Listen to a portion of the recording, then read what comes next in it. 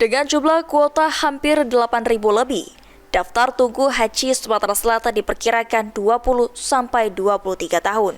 Menurut Kakanwil Kemenak Sumsel Syafitri Irwan, lamanya daftar tunggu haji tersebut karena jumlah kuota haji yang diterima serta pendaftar untuk berangkat haji cukup banyak.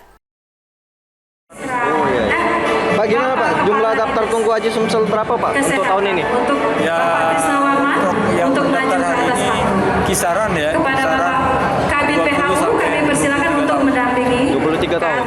Tahun ini Arab Saudi jumlah kuota haji untuk Indonesia ditetapkan menjadi 241.000 dengan tambahan kuota 20.000 yang terdiri dari 221.720 kuota jemaah haji reguler dan 19.280 kuota jemaah haji khusus. Total jumlah tersebut membuat haji 2024 menjadi haji dengan kuota jemaah terbanyak sepanjang sejarah penyelenggaraan ibadah haji di Indonesia.